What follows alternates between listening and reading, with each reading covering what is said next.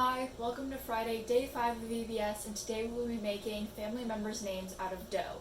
Let's get into it.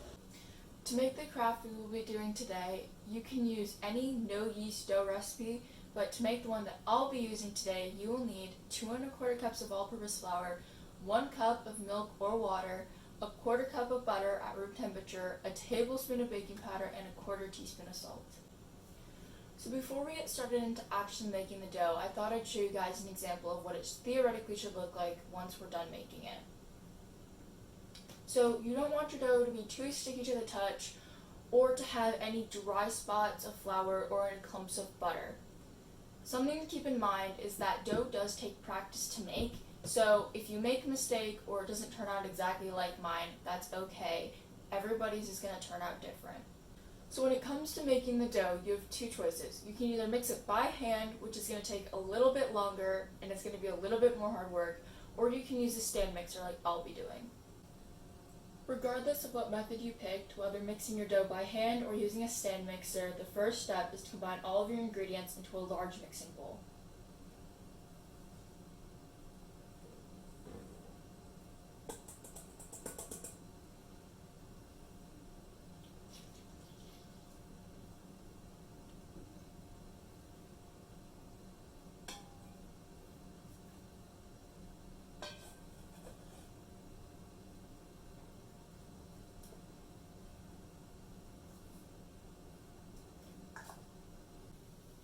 The second step to making your dough is starting to mix it all together. If you're doing this by hand, you want to use a spatula and incorporate all of your ingredients together, making sure there are no dry spots or clumps of butter. If you're using a stand mixer like I am, you want to make sure you have the dough hook attached, that it's locked, and you start on a low speed.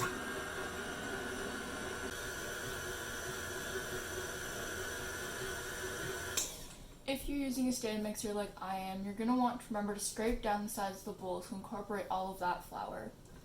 So you're just going to use a spatula and make sure that all of that extra dough and flour is getting pushed right back in to the dough. Once you're done doing that, you're going to put the top back down and put it back on a low speed. So if your dough is sticking to the sides of your bowl like mine is a little bit, you can go ahead and add some extra flour and just keep mixing until a dough forms. Once your dough has formed, you're going to take it out of your large mixing bowl and you're going to pour it out onto a clean surface sprinkled with flour.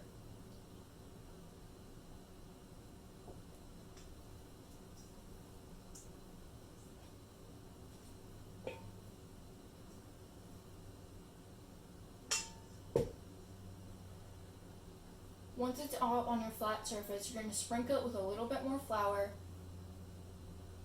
and you're going to start to knead the dough. You just want to take parts of the dough and fold it back onto itself.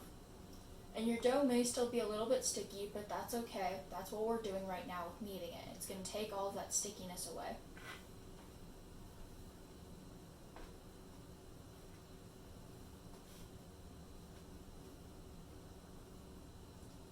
And go ahead and add a little bit more flour if needed.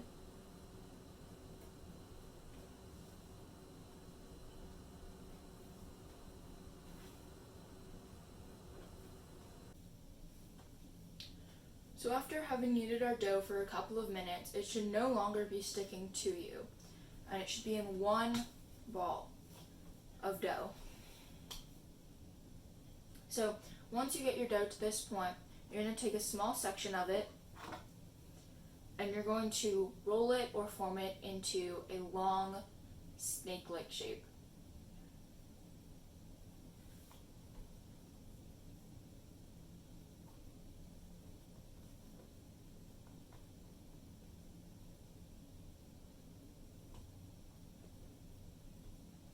So once you have it into a long snake-like shape, you're going to start forming the doughs into the letters of the names of your family.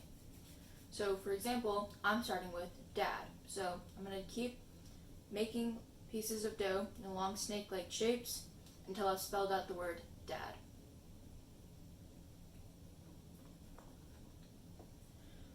You don't have to do things like mom, dad. You could do their real names, but I'm just going to do mom, dad because it's a bit more simple. So once you're done with your creations, you're going to put them on a baking sheet and bake them according to whatever recipe you've been following. If you've been following along with me and the recipe I've been making, you're going to bake them in an oven at 450 degrees Fahrenheit for 10 to 12 minutes.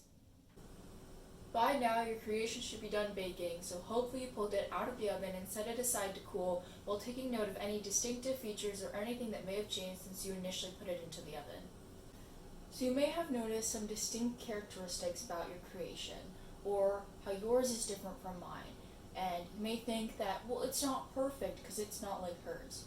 No one ever expected it to be perfect, and regardless of the differences between my creation and yours, God still chooses you, which coincidentally happens to be today's Bible point.